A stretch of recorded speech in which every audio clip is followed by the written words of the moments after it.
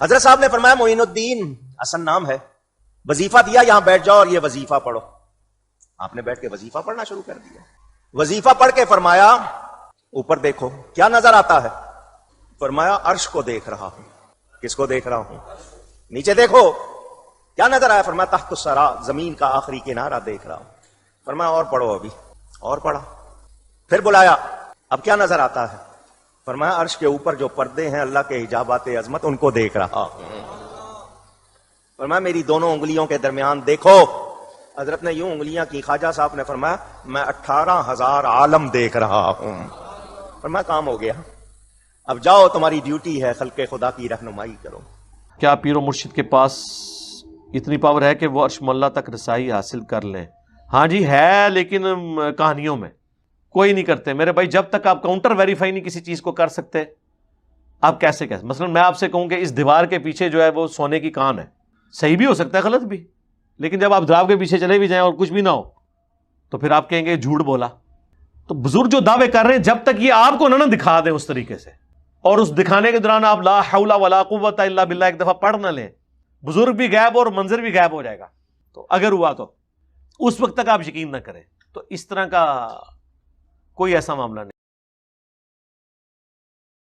بادشاہ نے اعلان کیا ہندوستان کے سب سے بڑے جادوگر کو بلایا جائے. اجے پال سب سے بڑا جادوگر بلایا گیا. بادشاہ نے اس کو کہا سن یہ معاملات، منہ مانگا انعام ملے گا تجھے، ان سے مقابلہ کر. تو نے اگر ان کو شکست دے دی تو میں منہ مانگا انعام دوں گا تجھے، سونے چاندی میں تول دوں گا. اس نے کہا فکر ہی نہ کریں آپ. مگر اس نے خواجہ صاحب کو دیکھا نہیں تھا. مقابلے کا اعلان ہو گیا. میں وہ حدیث آپ کو ان کا نہ صحیح سنا چکا ہوں. حضور نے فرمایا میری امت کے علماء بنی اسرائیل کے نبیوں جیسے ہوں گے. نبی نہیں ہوں گے، کام ایسے کریں گے جیسے نبیوں نے کیا. موسیٰ علیہ السلام کا مقابلہ جادوگروں سے ہوا تھا یا نہیں؟ اب خواجہ صاحب کا مقابلہ ہو رہا ہے جادوگروں سے. تاریخ کا اعلان ہو گیا، لوگ جمع ہو گئے. بادشاہ نے بھی کرسی لگا لی، اپنی دنیا آئی دیکھنے. حضرت صاحب نے اپنے مریدوں کو بٹھا کر اپنی لکڑی سے آیت الکرسی پڑھ کے دائرہ بنا دیا. کیا پڑھ کے؟ ہاں آیت الکرسی. فرمایا اس دائرے سے باہر نہ نکلنا، یہ حصار بنا دیا ہے تمہارے ارد گرد حفاظت کے لیے. ادھر اس نے جادوگر نے راجا سے اجازت لے کر کہا جی شروع کروں؟ انہوں نے کہا بالکل کرو. اس نے راجا سے اجازت لے کر سانپ بنائے، سانپ پھینک دیے، رسیاں پھینک دی، سانپ بن گئے، منہ کھل گئے ان کے. سارے دوڑے ہوئے جا رہے ہیں جدھر خواجہ صاحب اور ان کے لوگ بیٹھے. ادھر اس کا سارا مجمع تالیاں بجا رہا ہے، خوش ہو رہا ہے کہ دیکھو جادوگر نے کیا کمال دکھایا. یہ سانپ ابھی جائیں گے اور ان سب کو کاٹیں گے اور خلق کر جائیں گے. مگر اس دائرے کے قریب آ کے سارے مٹی بنتے جا رہے ہیں. سارے سانپ مٹی بن گئے، لوگوں کے چہرے اتر گئے. ہم تو سمجھ رہے تھے یہ سانپ ہے ابھی کام ہو جائے گا.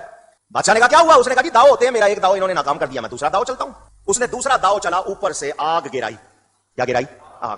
وہ آگ لوگوں کو نظر آتی رہی، نیچے آ رہی ہے، مگر اس دائرے کے قریب نہیں گئی. وہ بھی اس کا داؤ ناکام ہو گیا. اس کے پاس ہرن کی کھال جس کو وہ مرگ چھالا بولتے تھے، وہ اس پر بیٹھا اور اس نے اپنا جنتر منتر پڑھنا شروع کیا. وہ کھال اونچی ہونی شروع ہو گئی. وہ اچھا خاصا ہوا میں اڑ کے اونچا ہو گیا. لوگ پھر بڑے خوش ہوئے کہ یہ اوپر سے جائے پتہ نہیں بم گرائے گا یا کیا گرائے گا، اتنا اونچا ہو گیا ہے. لوگ تالیاں بجا رہے تھے. وہ خاصا اونچا چلا گیا. حضرت خواجہ صاحب کے پاس آپ کی چپل رکھی ہوئی تھی لکڑی کی، جس کو کھڑاؤں کہتے ہیں. پرانے لوگ برتتے تھے، ابھی بھی کہیں ہوں گی کھڑاؤں. حضرت نے یوں ہی ایسے ہی ہوا میں اچھال دی. لکڑی اڑتی ہے، پوچھ رہا ہوں مگر کس کے ہاتھ سے نکلی ہے؟ خواجہ صاحب نے یوں اچھالی، وہ سیدھی اس کے سر پر چلی گئی اور طبلہ بجانا شروع کر دی. اس کے اوپر سر کے اوپر مسلسل جیسے طبلہ بجتا ہے، بجتے بجتے بجتے اس کو نیچے لے آئی. سمجھ گیا میں نے جتنے داؤ چلے ہیں وہ جادو ہیں. یہ جو اللہ والا کر رہا ہے یہ جادو، یہ جادو نہیں. موسیٰ علیہ السلام عصا پھینکا تھا، اژدہا بن گیا، اس کے سانپوں کو کھا گیا. وہ جادوگر تھا، سمجھ گیا میں جادوگر ہوں. یہ جو کر رہے ہیں یہ جادو نہیں، کیونکہ اس کو جادو آتا تھا. یہاں بھی جادوگر نے پہچان لیا، کہنے لگا حضرت میں مان گیا ہوں آپ جو کر رہے ہیں وہ جادو نہیں ہے. کیا ہے؟ فرمایا یہ ایمان کی قوت ہے.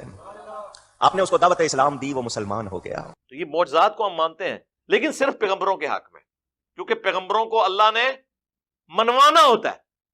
کس لیے؟ اپنے تعارف کے لیے. پیغمبروں کے بعد کسی کو اللہ نے منوانا نہیں ہوتا، اس لیے وہ دوسری ٹرم اس کے لیے یوز ہم کرتے ہیں کرامت. کرامت کا مطلب ہی ہے کہ کسی کے اوپر اللہ کا کرم ہوا، اللہ نے اس کی عزت افزائی کی، اس نے کوئی دعا کی اور وہ قبول ہو گئی. کرامت اور معجزہ الگ چیز ہے. معجزہ بھی کوئی کر کے نہیں دکھا سکتا جب تک کہ اللہ تعالیٰ کی طرف سے اذن نہ ہو جائے. مثلا جب موسیٰ علیہ السلام کے بارے میں قرآن حکیم میں کئی جگہ یہ واقعہ آیا ہے، سورۃ القصص کے اندر، سورۃ الاعراف کے اندر، سورہ طٰہٰ کے اندر. جب اللہ سے ان کی پہلی ملاقات ہوئی ہے، اس کی کیفیت اللہ بہتر جانتا ہے. اس سے ڈر کے بھاگے. اگر موسیٰ علیہ السلام نے وہ خود بنایا تھا تو وہ پھر ڈرے کیوں؟ تو پہلی دفعہ حضرت موسیٰ علیہ السلام کا بھاگنا اس بات کا ثبوت ہے کہ انہوں نے خود کچھ نہیں کیا تھا، ان کو تو پتہ ہی نہیں تھا میرے ساتھ کیا ہونا ہے. اور اس درجے تک قرآن حکیم میں آیا کہ جب وہ سمندری جھیل کے کنارے پہنچے تو قوم نے کہا کہ موسیٰ مروا دیا نا تو نے، پیچھے بھی موت آگے بھی موت، آگے سمندری جھیل پیچھے فرعون کی فوج. اور موسیٰ علیہ السلام بھی اپنے دل میں گھبرا گئے تو اللہ فرماتا ہے ہم نے ان کو وحی کی کہ یہ جو عصا تیرے ہاتھ میں ہے نا، اسے سمندر پہ مار اور تیرے لیے راستہ بن جائے گا۔ انہوں نے مارا، راستہ بن گیا۔ مجھے بتائیں یہ اللہ کو کہنے کی ضرورت کیوں پیش آئی؟ اس لیے کہ موسیٰ علیہ السلام کو نہیں پتا تھا، وہ یہی سمجھتے تھے کہ میں جب اس کو پھینکوں گا نا یہ اژدہا بنے گا۔ ان کو یہ پتہ ہی نہیں تھا کہ اس سے یہ کام بھی ہو سکتا ہے، اور اگر وہ کر بھی لیتے راستہ نہیں تھا بننا جب تک اللہ کا اذن نہیں ہونا تھا۔ تو یہ ہے کانسیپٹ، یہ کوئی کمپیٹنسی نہیں ہے کہ کوئی شخص حاصل کر لے، اس بات کو آپ سمجھیں۔ باقی کوئی کچھ کر کے نہیں بتا سکتا۔ اگر میرے بھائی یہ سب کچھ ہوتا تو صحابہ کرام جنگوں کی تکلیفیں اٹھاتے، بیڑی بیرے بناتے جنگیں کرنے کے لیے؟ وہ کہانیاں کرانی بند کرو۔ اڑ کتنے نے بزرگ ریٹائر ہو گئے نے، کوئی پاکستان کا پل نہیں جس کے اوپر انہوں نے کلیم نہ کیا ہو جی بم پڑتے سن۔ اب انہی سارے مزارات کے اوپر خود کش حملے کر کے دہشت گردوں نے بم پھاڑے، کوئی پکڑا نہیں گیا۔ اگر آپ سمجھتے ہیں اس طرح کی چیزیں ٹرانسفر ہوئی ہیں تو کرو نا، کر کے دسو۔ اور انبیاء کو منوانا اللہ نے اپنے ذمہ لیا ہوا ہے، انبیاء کے بعد کوئی کچھ کر کے نہیں دکھا سکتا، نیور۔ اگر آپ سمجھتے ہیں کہ بغیر کھائے پیے کو بزرگ زندہ رہ سکتا ہے تو صحیح بخاری مسلم میں یہ حدیثیں کیوں ہیں کہ نبی علیہ السلام بھی فاقے کی وجہ سے پتھر باندھتے تھے؟ اور وہ تو حدیث ہے، قرآن میں آج سورہ مائدہ میں اللہ تعالیٰ فرماتا ہے 75 نمبر آیت میں کہ عیسیٰ اور ان کی ماں تو روٹی کھانے کے محتاج تھے، وہ تمہارے رب کیسے ہو سکتے ہیں؟ عیسیٰ اور ان کی ماں تو روٹی کے محتاج ہیں اور بزرگوں نے 14 سال سے کچھ نہیں کھایا، تو سر پھر عیسیٰ نو چھڈو، اینو عیسیٰ دوتے لے جاؤ بزرگ نو، وہ چوری چھپے کھاندے جے اور ککڑ پھاڑ دے جے، تانوں کی پتہ ہے کتنا کھاندے نے، اللہ کا بڑا فضل ہے انہوں تے، تو آڑے سامنے بھوکے بیٹھے رہتے ہیں، جب آپ چلے جاتے ہیں پھر دیکھیں وہ کیا کرتے ہیں۔ تو اگر کسی کو یقین نہیں ہے تو آپ ان کو لا کے کسی شیشے کے کمرے میں رکھ دیں، میرے خیال جب آپ ان کو بند کر کے تالا لگا لیں گے وہ خود ہی بزرگی سے توبہ کر لیں گے کہ نہیں نہیں جناب وہ انجی سی، سب تماشا چل رہا ہے۔ سفر کرتے ہوئے آپ جا رہے تھے، آپ کے ساتھ آپ کا خادم تھا جس کا نام تھا شیخ علی۔ اس نے کسی سے قرضہ لیا ہوا تھا، جس سے قرضہ لیا ہوا تھا وہ راستے میں آ گیا اور شیخ علی سے کہا میرا قرضہ واپس کرو، جو تم نے پیسہ لیا واپس کرو، ادھار لیا ہوا ہے۔ خواجہ صاحب نے فرمایا اس وقت یہ میرے ساتھ کہیں کام سے جا رہا ہے، اس وقت اس کے پاس پیسے ہیں بھی نہیں، واپس آ کے یہ دے دے گا۔ اس نے کہا نہیں جی مجھے ابھی چاہیے۔ خواجہ صاحب نے فرمایا تمہیں کہا تمہیں مل جائے گا۔ اس نے کہا جی آپ نہ بولیں مجھے پیسہ چاہیے۔ حضرت کو جلال آ گیا، چادر جو اوپر اوڑی ہوئی تھی آپ نے اتار کے نیچے پھینکی، فرمایا اس چادر میں سے جتنا تیرا قرضہ ہے لے لے، جتنا تیرا قرضہ ہے اونچی لے لے۔ اس نے کہا جی یہ چادر ابھی آپ نے میرے سامنے اپنے کندھوں سے اتار کے پھینکی ہو تو خالی ہے، اس میں کیا ہوگا؟ فرمایا تجھے کہا ہے تجھے جتنا تیرا قرضہ ہے اس میں سے لے لے، خبردار زیادہ کی کوشش نہ کرنا، جتنا تیرا ہے اتنا۔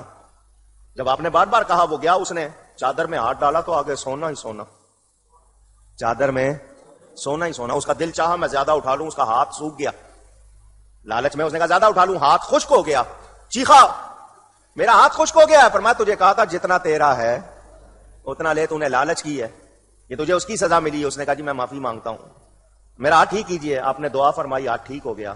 اس نے چادر سے ہاتھ باہر نکال کے کہا میں نے قرضہ بھی معاف کیا، میں نے اس کو قرضہ بھی معاف کیا، آپ نے مجھے معاف کیا، میں نے اس کو قرضہ معاف کیا۔ چادر میں کیا کچھ بھر دیا، اندازہ کریں۔ وہ لانگری حضرت صاحب کے پاس آتا تھا، حضرت جی پیسے، آپ فرماتے تھے میرے مسلح کا کنارہ اٹھاؤ جتنے چاہیے لے جاؤ۔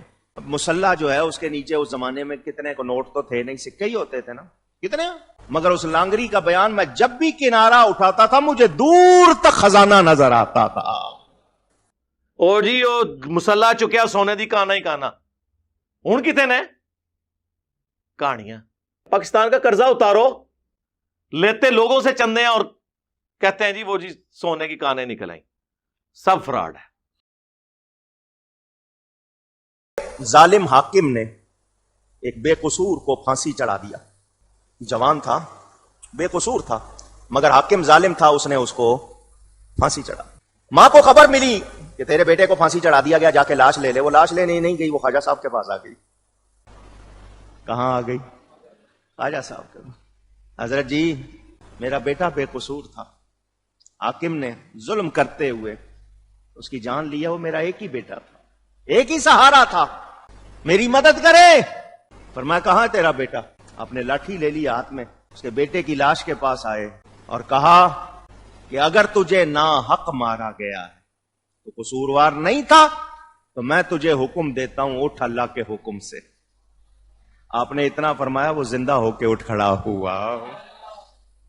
مردے بھی زندہ کیے، مردے بھی زندہ۔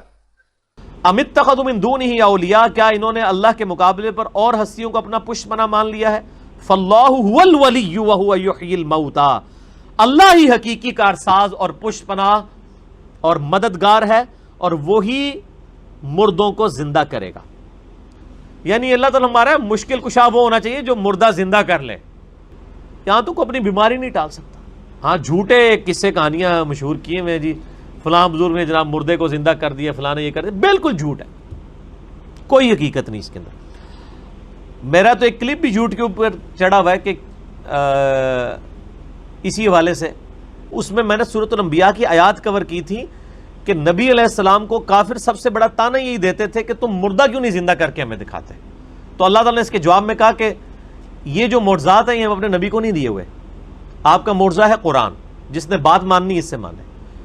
مردہ زندہ کرنے کا معجزہ نبی صلی اللہ علیہ وآلہ وسلم کو بھی اللہ نے نہیں دیا، یہ قرآن میں سورۃ الانبیاء میں لکھا ہے۔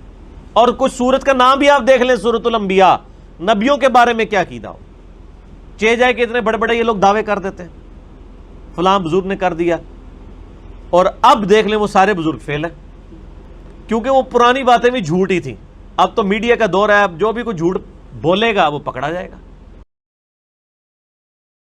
اہل سنت کے ایمان کی مضبوطی کے لیے یہ بات کرنا چاہتا ہوں، 6 سمتیں ہیں، اوپر نیچے دائیں بائیں آگے پیچھے، ان 6 سمتوں میں 6 جہتوں میں پوری کائنات گھوم لو، اللہ نے جتنے ولی بنائے سارے سنی بنائے۔